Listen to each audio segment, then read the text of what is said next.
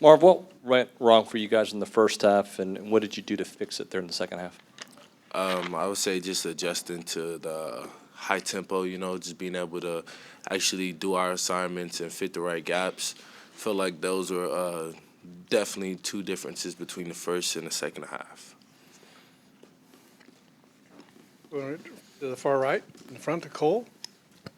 Marv, when you look at the first half, you gave up over 400 yards, but you only allowed them to score 15 points. Is that a testament to what your red zone defense can do against most opponents? Yeah, I would say, they definitely got a lot of yards, but definitely not allowing them to just, score and make points every single time they got into the red zone. And then this was, I think, the most rushing yards you guys have given up this season. Just what did you see from their running backs in this game? The running backs will be able to, hit the smallest holes and just, be able to bounce it out whenever they needed to. The left side to Zach Taylor from Bryan Broadcasting. Marv, first I wanted to ask how you're feeling. I know that you had to sit out for a few plays on the sideline, so are you feeling 100%? Yeah, I'm good. Okay. Yes, sir. And that being said, as one of the leaders on the team, what's the mood like in the locker room right now as you guys are hitting practice again today? I mean, is it disappointment? Is it anger? Is it a little bit of everything? Well, we had that, what I would say, 14 to 20 hours, to be a little disappointed in ourselves. But now it's time to move on to the next week and just get ready to bounce back and come, together, stronger than ever. Stay on the left side and go Robert Cessna, and then we'll go to TV. A couple of things. It seemed like all of a sudden your defense wasn't out there, and all of a sudden you took over and made all kind of big plays. Was it kind of a wake-up call for you, how they came out and seemingly ran right at you? Yeah, I definitely, haven't had that many chances to have teams run at me this year. So when, we needed stops, I tried my best, to contribute to the team and, help make stops. Were you kind of surprised how hard they ran, or did they run harder than maybe you thought they would? No, it wasn't, it didn't come unexpected, very expected. We play at a high standard, and teams, they're going to bring their best against us as well. So I was definitely, ready for their best. Marv, we're going to go back behind the lights to Tyler from KBDX, and then Mike. DeMarvin, you said, the team just, wants to bounce back, move past it. But that being said, Saturday's your last home game. So what do you feel like the emotions are going to be like playing at Kyle Field last time this year? Definitely feel like it's going to be very emotional, First time in Kyle Field was crazy, so just imagine the last. It's supposed to be more memorable, So just ready for that game and just ready to have fun with it. Stay in the back, and we'll go to Mike from KAG. DeMarvin, I know obviously Saturday wasn't the ideal defensive performance for you guys, but now you get a chance to respond. So how does this team kind of stay together, and what are you expecting response-wise after last week? Staying together, that happens, during practice, working hard, competing against each other when we go in team, and, just bouncing back this week is going to be very important.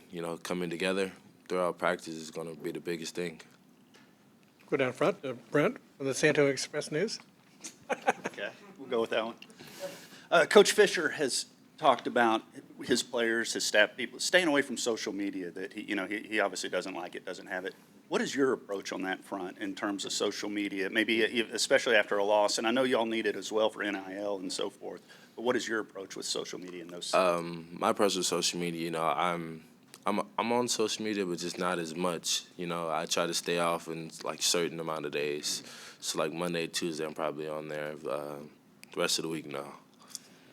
This one's a little bit out of left field, but I once heard the hardest thing to do in football is catch a punt. Would you agree with that? Have you ever tried to catch a punt? I definitely tried to catch a punt, and let me tell you, this is extremely difficult. You admire a guy like Anias who can Yeah. do it with regularity and so forth, and what makes it so difficult? I feel like, when the ball's so high in the air, it's kind of hard to adjust to, especially when it's windy.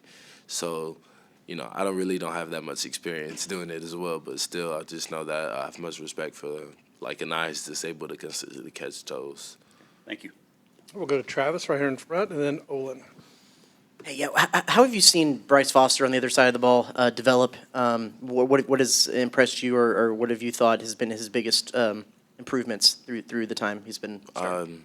Just how he stays calm. If he has an injury, he tries to bounce back as fast as possible and just pick up right where he left off, just being able to communicate with those guys and, consistently give, good snaps and everything. Just, he does what he does. He does what he needs to, and he does his job. What's he like off the field? Because I know on Twitter he seems to be a little bit of a character. Yeah, he's definitely a big goofy guy. Definitely got to get on his calves. Let's go to Olin, and then we'll go to Justin. Yeah, DeMarvin, when you were talking about this game coming up being an emotional game for you, should we just go ahead and interpret that as what we all suspect, Oh, no, is that'll be your last home game? I'm just saying in general, we got people who came back for the 6th year. So, those guys, it's going to be very emotional for everybody just to play all together for one last time. Okay, and when people come in and ask you about Texas A&M, what would be your message? What do you say about, this program? This program has definitely changed. The culture here has changed as well. And it's the place to be, honestly. We have our ups and we have our downs. It's just when we have our downs, we get right back up and we continue fighting. All right, we'll go to Justin on your left. Hey, Marv, obviously you're stepping out of SEC play this weekend. Jimbo always talks about faceless opponents.